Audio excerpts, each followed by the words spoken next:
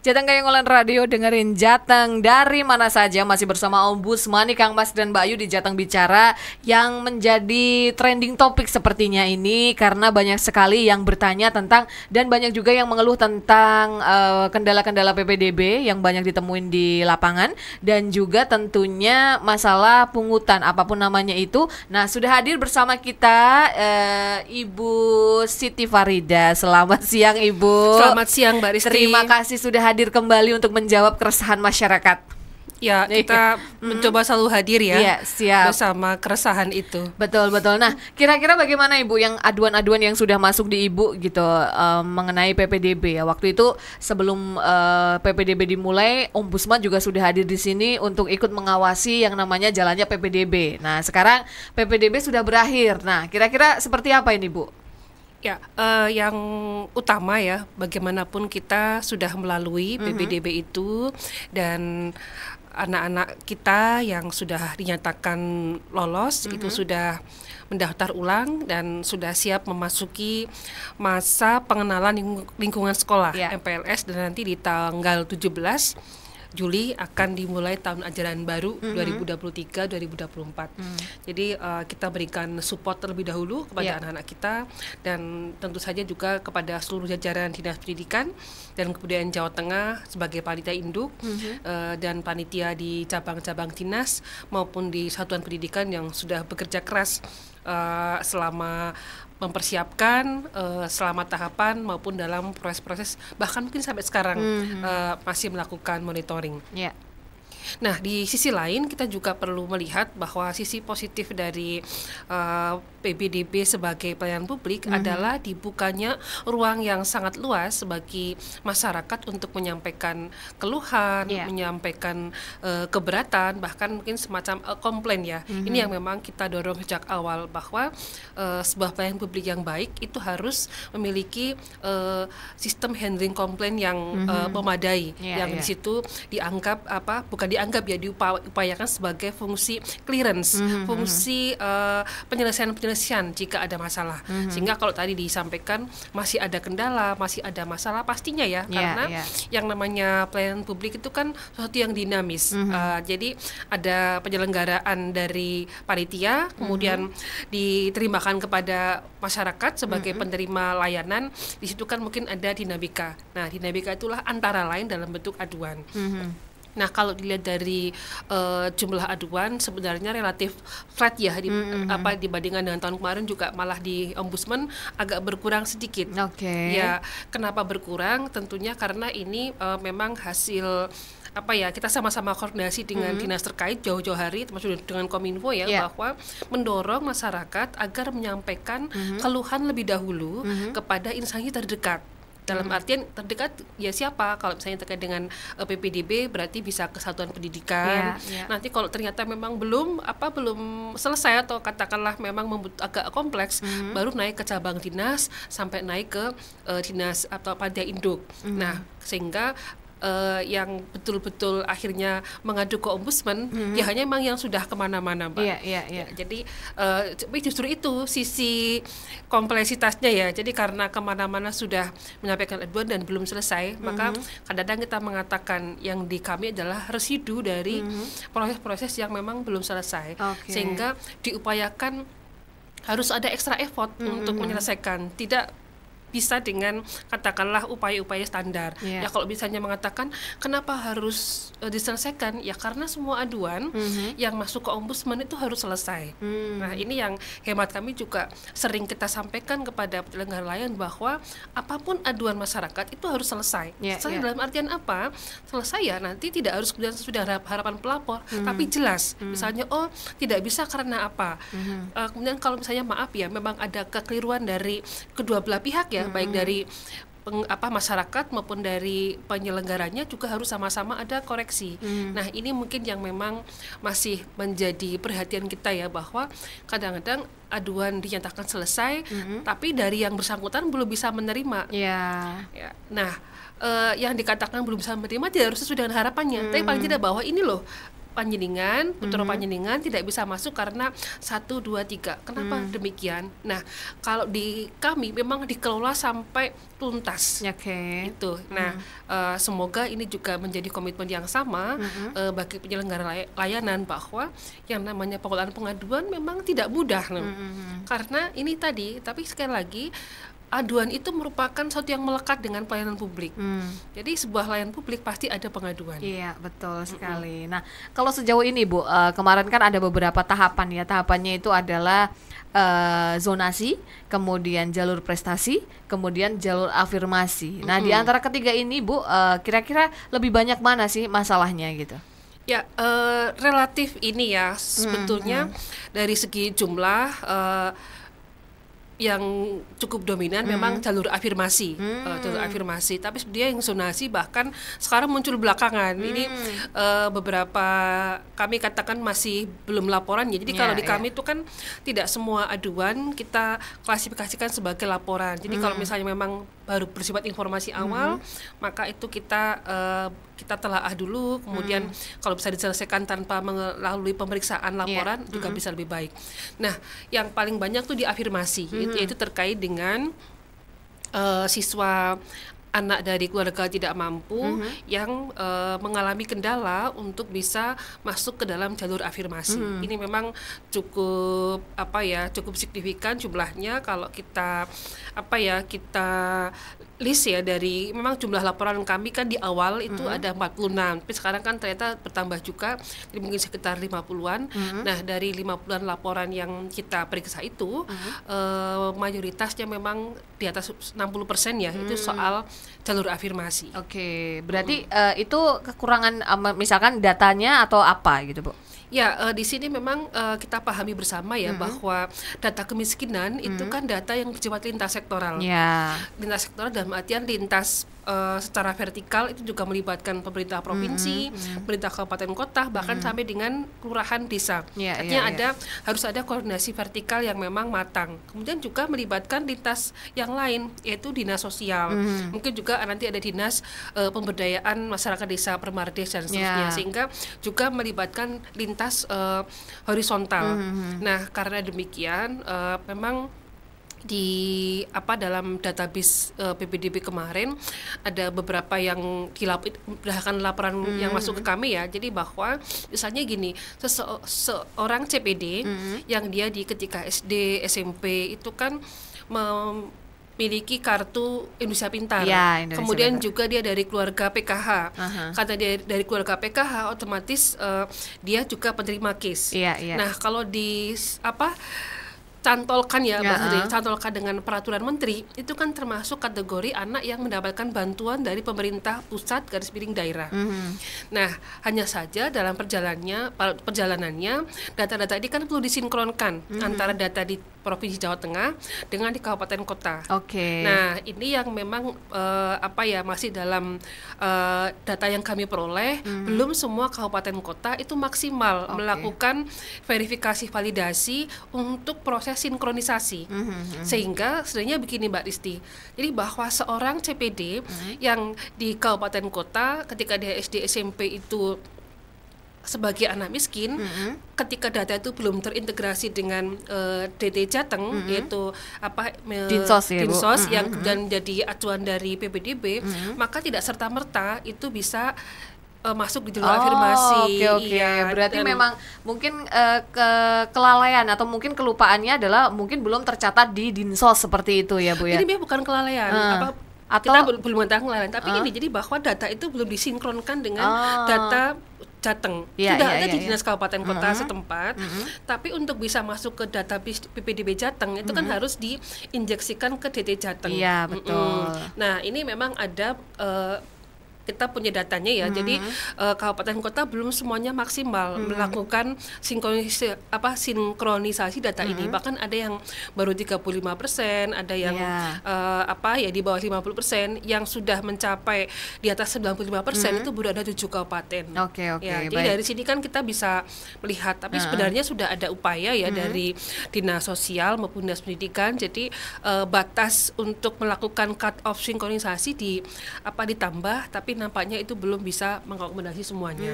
Oke. Iya. Terus akhirnya ketika memang putra-putri atau peserta didik tadi tidak masuk ke Dinsos, berarti otomatis dia akan gugur seperti itu, Bu. Betul, dan mereka inilah yang kebanyakan lapor ke ombudsman. Jadi, Bu, ini kami punya KIP, Iya. kami punya PKH, tapi kenapa tidak bisa masuk sebagai jalur afirmasi? Apalagi kalau misalnya ada kasus di Semarang ya, menarik memang. Jadi satu keluarga itu kan ada yang masuk SMP, Iya. ada yang masuk SMA. Dia menggunakan data yang sama. Nah, ketika masuk SMP dia bisa Oke, karena iya. kabupaten kota. Betul, Oke. tapi ketika mau masuk SMA itu kan tidak bisa. Iya. Tapi kan hal-hal yang spesifik seperti ini kan tidak dipahami, tidak sepenuhnya dipahami ya Iya, oleh masyarakat. Jadi betul. pengertian yang paling sederhana, karena memang juga diatur dalam Permendikbud bahwa setiap anak yang mendapatkan program bantuan dari pemerintah pusat / daerah itu bisa dikategorikan anak miskin. Tapi kita juga bisa memahami kenapa untuk PPDB Jawa Tengah ini memiliki indikator-indikator yang spesifik ya, karena ada kategori P1 sampai dengan P2, P3, yaitu sangat miskin ekstrim, sangat miskin dan miskin. Itu kan dimaksudkan bahwa yang memasuki jalur afirmasi betul-betul yang tepat sasaran. Nah, tapi di sisi lain memang ada kendala di lapangan bahwa ternyata belum semua terverifikasi, tervalidasi. Nah, maka biasanya kalau yang masuk ke ombudsman laporannya Dinsos sangat cepat ya, responnya langsung diverifikasi, validasi, kalau sesuai langsung diinjeksikan. Tapi bisa ini kan, ya, Bu ya? Tapi kan tidak nutut bahasanya layangan pedot ya. Itu kan sudah ada yang bisa ada yang bisa masuk, ada yang tidak. Nah, yang tidak bisa masuk ya inilah yang sekarang sedang berproses di ombudsman semua. Nah, tadi sudah dijelaskan pengaduan yang mungkin banyak diterima adalah melalui jalur afirmasi, karena banyak masyarakat yang belum tahu untuk tingkat provinsi lebih tepatnya ya, Bu, karena belum terhubung dengan Dinsos terkait dengan bantuan DTP ya, kalau tidak salah seperti itu ya. Nah, sekarang banyak aduan yang datang ke Ibu. Nah, kira-kira bagaimana ini solusinya untuk mereka-mereka yang mungkin sebenarnya harusnya masuk tapi karena terkendala oleh Dinsos tadi ya. Terus apa yang disampaikan, lalu apa yang akan disampaikan untuk para siswa yang tidak diterima ini?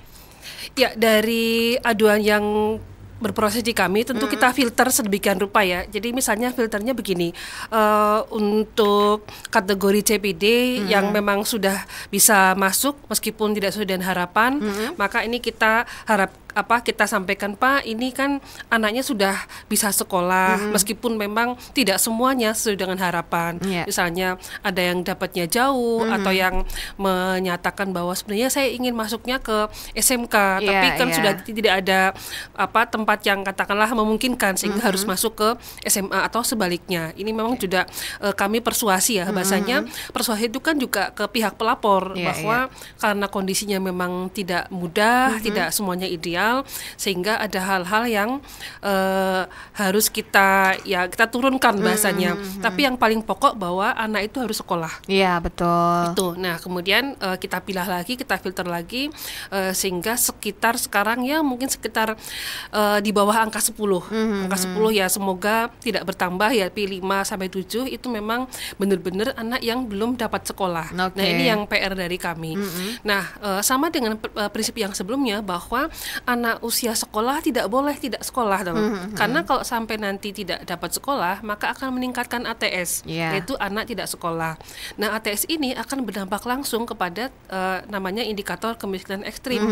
Nah, sehingga kan sebenarnya kita sama-sama punya komitmen agar Jawa Tengah bebas dari kemiskinan ekstrim. Antara lain adalah tidak lagi ada anak yang ATS.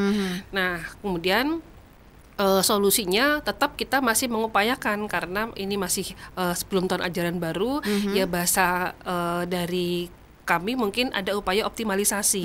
Jadi bisa misalnya menempati kuota yang kosong, dalam artian mungkin ada anak yang sudah diterima tapi dia memilih untuk di tempat lain, misalnya ada yang keterima di boarding atau mungkin ada yang keterima di sekolah-sekolah yang biaya itu kan yang berbeasiswa full dari swasta, itu kan juga ada. Itu harapannya seperti itu. Nah, tapi dalam hal ini yang perlu jadi dasar pemikiran adalah bahwa kita harus punya prinsip yang kuat bahwa anak miskin itu harus sekolah di negeri. Oke. Karena apa? Filosofinya adalah kalau kita mau tarik sampai ke Undang-Undang Dasar kan jelas fakir miskin dibiayai oleh negara. Iya, betul. Dan yang berikutnya lagi bahwa filosofi dari pendidikan di sekolah negeri memang diperuntukkan untuk keluarga yang tidak mampu. Iya, betul. Kalau bagi yang mampu, idealnya kan dipersilahkan untuk di swasta ya. Iya, Tapi betul, ya betul. ini yang kadang-kadang ya bahasa kami ya, komitmen ini harus dijaga betul, Iya, baik iya. oleh penyelenggara pendidikan maupun oleh masyarakat. Jadi bahwa dasar pikir bahwa anak miskin itu harus diprioritaskan masuk negeri, itu bukan sesuatu yang bahasanya kok ngotot banget sih, kayak Iya, pernah dibilang, betul. kok ombudsman ngotot sekali. Ini bukan soal ombudsman ngotot, tapi ini amanat konstitusi.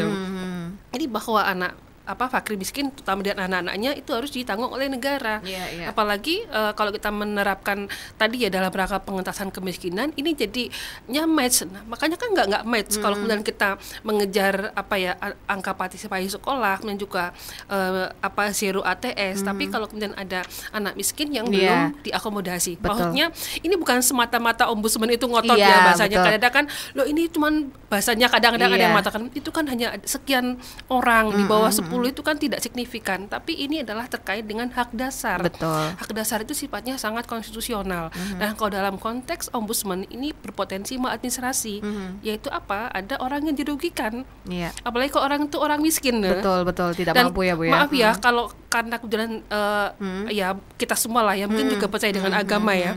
Jadi orang yang miskin itu kan orang yang lemah. Iya. Jadi jangan sampai mungkin tidak ada niatan kadang-kadang, kita tidak ada niatan untuk dolim, bukan niatan. Tapi kalau ada sistem atau hal-hal yang memang sebenarnya bisa kita lakukan untuk mengangkat mereka tidak kita lakukan, itu adalah satu bentuk. Iya, kezaliman ya, Bu ya. Iya, Oke. iya, bukan bicara soal personal ya, tapi soal sistem. Tapi ini tidak kita inilah bukan arahnya bukan ke sana. Tapi ini masih ada waktu. Oke.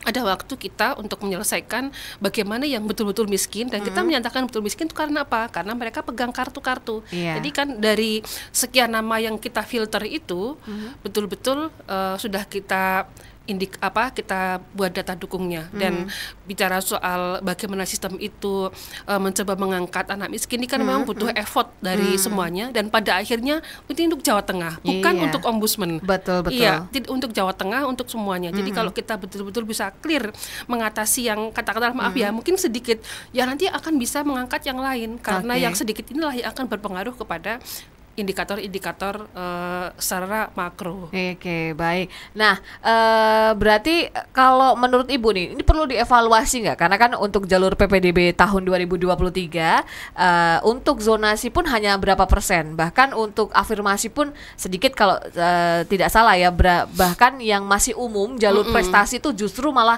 lebih tinggi dibandingkan afirmasi. Nah, menurut Ibu sendiri bagaimana ini? Ya, kalau untuk afirmasi sama prestasi sama Mbak, sama-sama 20%, dan untuk yang untuk yang zonasi 55%, nah yang 5% untuk jalur istilahnya perpindahan tugas orang tua atau PTU. Kalau bicara soal evaluasi, ini kan ranahnya ya, domainnya kan di kebijakan di pusat. Iya, Jadi iya. kami juga memahami ya bahwa di Dinas Pendidikan Jawa Tengah itu kan sifatnya mengimplementasikan.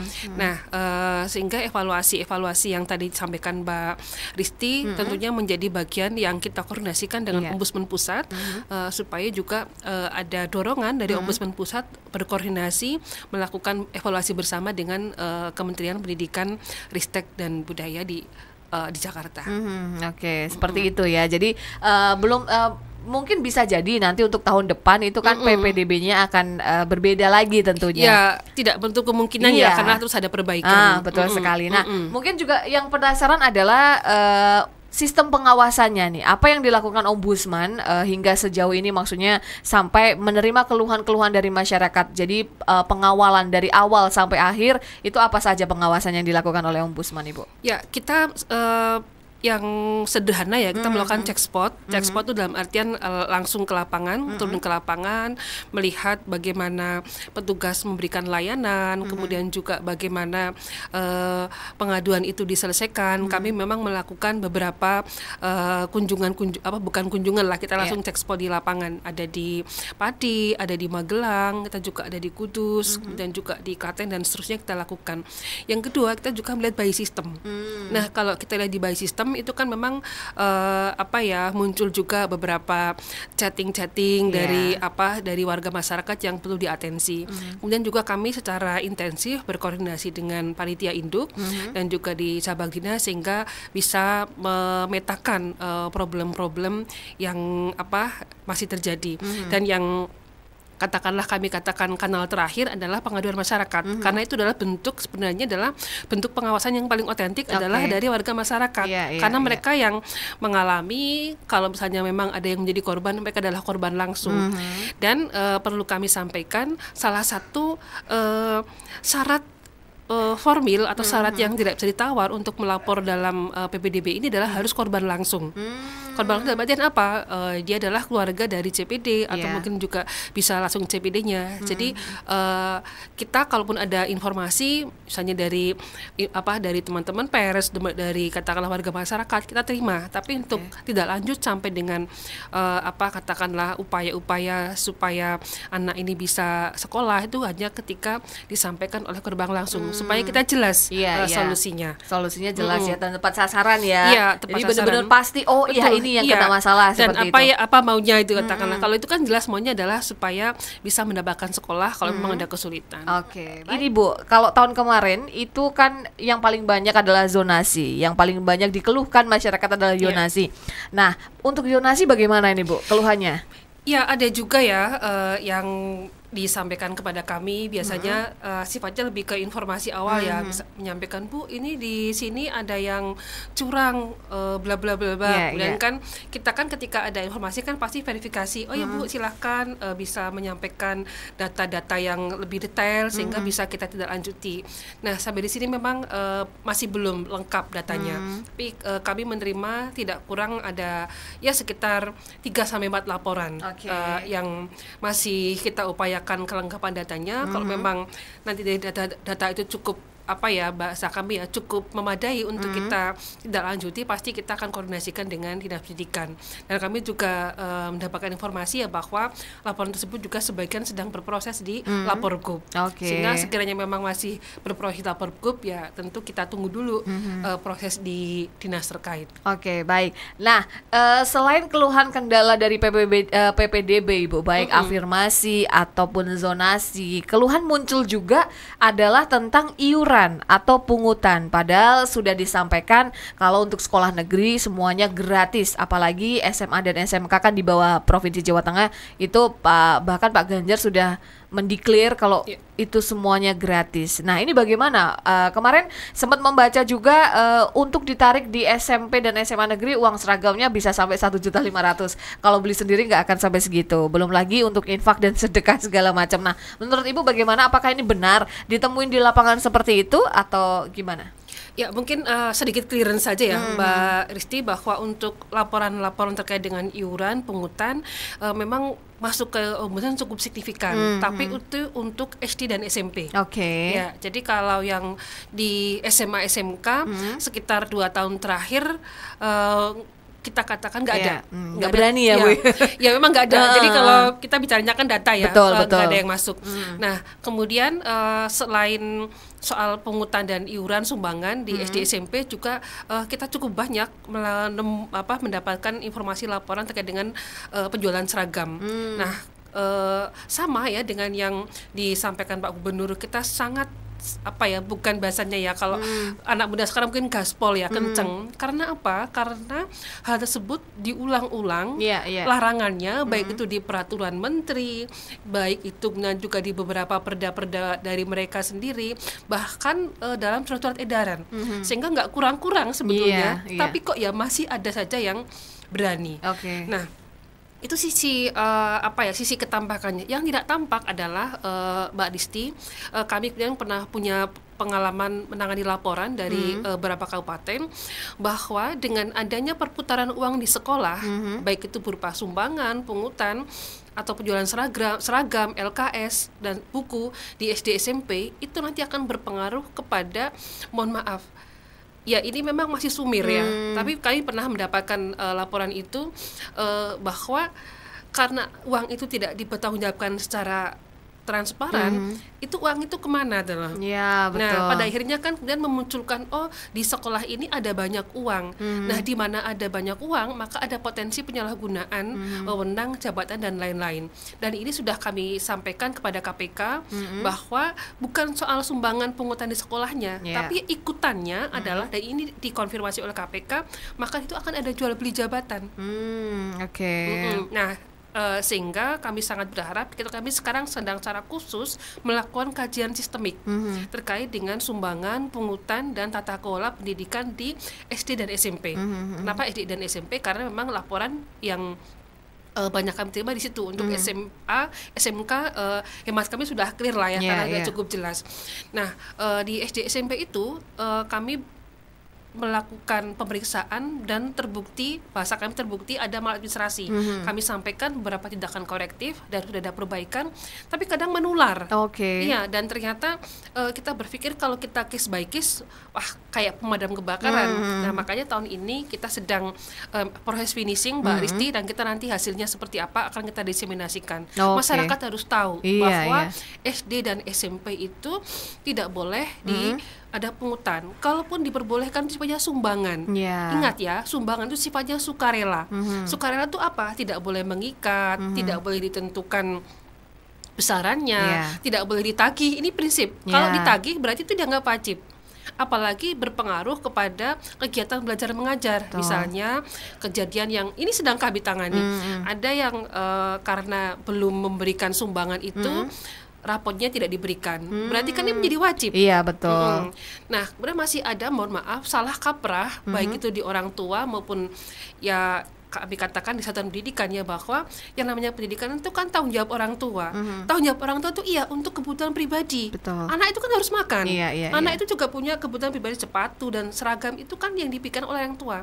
Sedangkan yang sifatnya biaya operasional sekolah dan sebagainya, biaya investasi gedung, itu tanggung jawab dari pemerintah. Dan ini sudah ada aturannya, ada di SPM, ada di Peraturan Menteri Dalam Negeri, ada di Peraturan Menteri Pendidikan. Nah, ini yang kadang-kadang masyarakat maupun ini kadang-kadang kan jerbasuki mawa beo. Beo itu ditanggung oleh negara. Melalui APBN, APBD yang tidak sedikit, jumlahnya 20%. Nah, ini yang memang harus clean and clear bagi masyarakat maupun bagi pengelola pendidikan. Katanya, loh, kalau yang namanya nyumbang kan nggak apa-apa. Nyumbang betul, nggak boleh. Tapi kalau misalnya nyumbangnya tidak tepat, ini kan jadi nggak boleh. Sama misalnya di Kota Semarang ada perda, tidak boleh memberikan sumbangan kepada, mohon maaf ya, fakir miskin di perempatan jalan, karena memang nggak boleh. Sama dengan tadi itu, nyumbang itu nggak boleh, nggak apa-apa. Tapi kalau nyumbang dengan cara tidak benar, karena itu dilarang, jelas aturannya melarang, itu nggak boleh. Dalam ini sumbangan sifatnya tadi mengikat, dan yang disampaikan juga Pak Gubernur. Nah, ini yang memang tidak mudah, karena kami juga banyak mendapatkan keluhan dari Dinas Pendidikan Kabupaten Kota, adanya anggaran yang tidak cukup dan seterusnya. Nah, kalau anggaran tidak cukup, maka harus ada political will. Kenapa begitu? Karena Kota Semarang nyatanya bisa. Jadi satu-satunya kabupaten kota yang memang full bisa menerapkan seperti provinsi itu di Kota Semarang. Jadi dan itu ternyata bisa. Nah, kemudian di beberapa ternyata ada sekarang lagi Wonogiri. Wonogiri kan orang kadang-kadang kita agak anak muda ya, mungkin maaf ya, ada yang underestimate, tapi justru di sana ada praktek yang sangat baik. Bahkan anak-anak itu ada yang diberikan semacam, ya mungkin bukan uang saku lah, tapi ada kompensasi bagi mereka. Jadi jangankan dipungut, jangankan nyumbang, bahkan mereka dikasih. Ada misalnya makanan tambahan, ada alokasi, karena Wonogiri betul-betul menjadikan pendidikan sebagai prioritas. Dan ternyata bisa. Ini yang mau kita sampaikan kepada publik besok pas kita diseminasi, bahwa kalau memang itu direncanakan dengan baik dari Bapedanya, kemudian juga dari Dinas Pendidikannya punya konsep yang sangat baik, Wonogiri bisa. Ini sedang kami dorong beberapa kabupaten lain. Ini sepertinya Cilacap on the way katanya, 2026 mau menerapkan. Tapi artinya ini bukan hal yang tidak mungkin, sepanjang kita firm dengan prinsip-prinsip dasarnya. Kalau kita udah goyah dengan prinsip dasarnya, kita nggak pernah sampai. Misalnya apa? Ya tadi tuh, loh, yang namanya orang tua kan wajib membiayai anak. Ya memang wajib, tapi dalam hal apa tuh?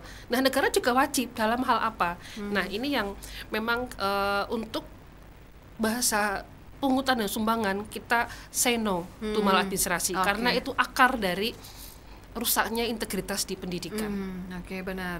Nah, ketika menemukan kecurangan itu, Bu, misalkan di lapangan gitu, misal dipungut misalkan uang infak atau uang apa, dan bahkan uang seragam yang nominalnya juga sangat fantastis, itu lantas apa yang akan dilakukan terhadap sekolah itu, Ibu? Beberapa banyak yang melapor ke ombudsman ya. Kita sempat kemarin rekap di hampir kalau dari 2020-an sampai sekarang hampir 300-an. Wih, lumayan banyak ya, Bu ya. Kita biasanya langsung periksa. Ya tadi karena kita mengatakan agak gaspol gitu ya, kita langsung periksa dengan aturan normatif yang cukup rigid, kemudian juga meminta keterangan-keterangan dan kita konfirmasi kepada orang tua. Jadi kalau misalnya maaf ya ada yang menyatakan, Bu di sini nggak ada sumbangan kok, kita akan cross check diam-diam kepada para orang tua. Nah sehingga ternyata masih gitu loh. Nah dari situ kan akhirnya kita upayakanlah solusinya. Kenapa upayakan solusinya? Karena kalau ini dilaporkan pidananya masuk. Iya betul. Nah kami sampaikan kalau Bapak Ibu tidak melakukan perbaikan pelayanan publik ya dalam artian tidak ada maladministrasi, maka Bapak sangat mungkin akan dilaporkan ke pidana. Dan itu terjadi di beberapa tempat, itu memang dilaporkan ke APH. Kemudian karena pada saat yang sama sedang kita periksa, maka hasil pemeriksaan ombudsman itu dalam hal ini digunakan untuk bahasanya membatalkan yang laporan di APH itu. Karena apa? Karena kalau sampai ke pemeriksaan APH kan pasti beda ya. Nah justru ini kami sering sampaikan kalau Bapak Ibu tidak mau berhadapan dengan APH, tolong dong perbaiki, katakan tidak kepada pungutan. Kalaupun sumbangan harus benar-benar sesuai dengan normatifnya. Dan anak miskin tidak boleh diminta sumbangan. Benar. Jelas ada aturannya itu. Iya, apalagi di sekolah negeri ya, Bu ya. Itu sangat tidak boleh sekali. Iya. Kadang-kadang juga tadi bilang kenapa ombudsman ngurusi jauhnya itu loh. Itu kan hal yang kecil mungkin sedikit, tapi ketika diakumulasi Mbak, ada yang ketemu nilainya miliaran. Itu untuk SD atau SMP? SMP ya, itu Ibu ya. Satu sekolah ya. Mungkin karena muridnya juga banyak di sana. Iya. Nah, masalahnya gini, Bu. Kadang orang tua murid sendiri, kadang mereka takut untuk menyampaikan seperti itu. Iya. Nah, apa sih hal-hal mungkin akan mendapatkan ancaman kah atau apa gitu, Bu? Ya, ini juga sekaligus ya kita ngomong dari hati ke hati dengan pihak sekolah bahwa yang namanya pendidikan itu pelayanan publik. Sehingga hak dari masyarakat itu untuk menyampaikan aduan. Dan yang namanya sekolah negeri, pegawai negeri itu kan pelayan publik. Harusnya kita hormati dong katakanlah warga masyarakat itu. Dan masyarakat itu sekarang juga sudah semakin cerdas ya, sebagian besar menyampaikan laporan ke ombudsman dengan dirahasiakan. Karena apa? Karena kami sadar nanti akan bisa berdampak yang kurang baik. Sehingga kami sampaikan betul bahwa ini pelapor dirahasiakan. Sehingga Bapak Ibu dari pihak sekolah tidak usah menduga-duga siapapun. Kalaupun tidak si A, pasti akan ada yang melapor juga si B. Jadi kita fokus kepada penyelesaian masalahnya. Nah, dan dari hasil pemeriksaan yang kita lakukan, kita juga apresiasi ya, sebagian besar menindaklanjuti dan akhirnya ada perbaikan. Misalnya terakhir kita ada di Pati, ada di Kudus dan seterusnya. Tapi memang harus ada yang katakanlah maaf ya, berani melapor. Iya betul. Karena kalau nggak ada yang berani melapor ya itu tadi ya akan begitu terus gitu sekolahannya. Iya, tapi juga kita tidak pasif ya menunggu laporan. Nah, karena kami melihat ini adalah hal yang dampaknya sistemik, maka kami melakukan tadi perbaikan melalui sistem kajian dan hasil kajian ini akan kita teruskan kepada kabupaten kota yang terkait. Oke, nah mungkin ini sekaligus ini bisa disampaikan oleh Bu Siti Farida ke Kang Mas dan Mbak Yu yang nantinya akan melihat tayangan YouTube kita, karena kan kita nanti akan pasang di YouTube, Ibu. Mungkin kalau mereka ingin curhat ke ombudsman, tenang ya, karena rahasia akan aman gitu. Betul, nah, boleh disampaikan di mana, Ibu, link-linknya? Ya, yang mudah tentu saja melalui akun medsos. Jadi ada akun medsos kami di Twitter, di Instagram maupun di Facebook itu Ombudsman Jateng. Mudah tinggal di search nanti akan muncul. Atau bisa juga nanti melalui WA kami di 08 11 11 9983737. Itu juga sudah kami cantumkan di akun medsos kami. Sehingga itu juga sudah ada nanti highlight kalau misalnya mau melaporkan atau mungkin DM dulu. Nanti DM nggak apa-apa, nanti bisa komentar dulu. Nanti komentar yang memang membutuhkan follow up langsung kami DM. Jadi tenang aja, kerahasiaan akan aman, terjamin gitu. Yang jelas karena suara atau kejujuran itu yang paling penting ya Bu. Maksudnya kalau kita diam saja ya tidak akan memutus rantai permasalahan ini tentunya. Betul. Ya, dan karena ombudsman ketika melangkah pasti kan ada dasarnya. Kita tidak mencari-cari. Kalau tidak ada pelapornya kan orang bisa mengatakan ini siapa yang menyampaikan, jangan-jangan cari-cari. Itu kan juga kita jaga itu. Nih ini ada yang tanya Bu dari Gaharu di Lamper, kasus tabungan raib. Di salah satu SD di Pangandaran yang viral kemarin sampai membuat hubungan wali murid ya dengan gurunya hampir nggak harmonis seperti itu. Harusnya menjadi perhatian. Bisa jadi terjadi di banyak SD lain, bahkan SMP lain. Nah, ini bagaimana nih menurut Ombudsman nih? Atau mungkin bisa disampaikan ke SD lain, SMP lain, karena ini banyak dan meresahkan tentunya Bu. Kita udah nabung, tapi habis itu hilang seperti itu. Iya, tadi yang kami sampaikan ya, mungkin sekilas Mbak Risti, bahwa perputaran uang di sekolah itu resiko. Karena apa? Kalau kita mau kembali ke manajemen berbasis sekolah, ya sekolah itu fungsinya, maaf kalau itu guru belajar mengajar, untuk urusan-urusannya ada tenaga pendidikan, tidak ada tambahan-tambahan yang lain. Nah, sehingga hemat kami juga kita sama-sama, ya walaupun paham itu kan anak-anak kan belajar menabung. Ya kalau mau menabung yang aman, tentu kita kan punya literasi finansial ya, bisa menabung di bank atau mungkin di lembaga-lembaga keuangan yang memang sudah ada jaminannya. Karena yang namanya uang itu tidak bernyawa, Mbak Ris, tapi bisa menggerakkan yang lain. Jadi hemat kami juga nanti kita akan sampaikan kepada Dinas Pendidikan untuk ikut mengawasi ya terkait dengan hal seperti itu. Nah, untuk soal penggelapan uangnya kan itu sudah merupakan ranahnya pidana ya, tentu lebih tepat nanti dari APH. Tapi kita lebih baik mencegah. Dalam artian apa? Nah, tadi yang sumbangan sukarela aja kita awasi ya, apalagi yang ini sifatnya tabungan yang memang ini milik anak-anak. Milik pribadi seperti itu ya. Dan itu memang sekali lagi kegiatan yang cukup berisiko. Dan sebenarnya itu harusnya dilarang ya Bu, maksudnya tidak diharuskan untuk ada di SD dan SMP ya. Ya paling tidak diawasi ya, supaya tidak ada potensi-potensi yang bisa merugikan. Baik, mungkin ada yang terakhir disampaikan sebagai closing statement kita pada siang hari ini, Bu Siti Farida, silahkan Ibu.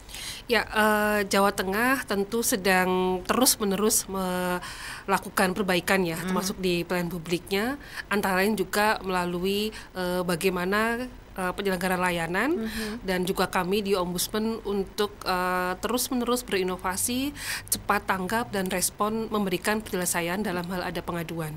Nah, kemudian di sisi lain kita juga memahami, terutama untuk masalah PPDB ya, itu kan daya tampung untuk SMA SMK negeri itu kan memang belum sebanding dengan jumlah lulusan MTS dan SMP.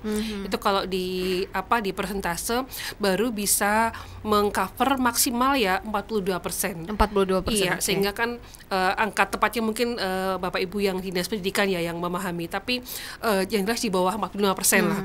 Artinya bahwa ada 50 sekian persen yang memang tidak bisa ditampung di sekolah negeri.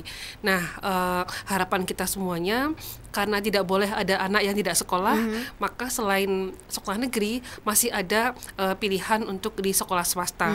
Karena sekolah swasta juga tidak kalah ya, tidak kalah mutunya dan juga mereka turut berpartisipasi dalam mencerdaskan kehidupan bangsa. Tetapi bahwa di situ ada kategori masyarakat yang tidak mampu, ini juga harus diberikan atensi oleh pemerintah daerah. Nah, sehingga dari situlah kita mencoba merumuskan skema solusi bagi anak-anak yang memang sampai dengan saat ini belum mendapatkan sekolah. Baik. Kalau begitu terima kasih Bu Siti Farida sudah hadir di sini, tentunya banyak sekali manfaat untuk Kang Mas dan Mbak Yu. Dan sekali lagi Kang Mas dan Mbak Yu, kalau misalkan memang masih ada keluhan dan ingin disampaikan kepada Ombudsman, boleh. Tadi sudah disampaikan lewat WA, boleh. Kemudian beberapa media sosial dari Ombudsman, boleh ya Ibu ya. Kalau begitu sekali lagi terima kasih. Kalau begitu saya Dian Risti dan Ibu Siti Farida dari Ombudsman undur diri dari Jateng Bicara. Selamat siang. Selamat siang.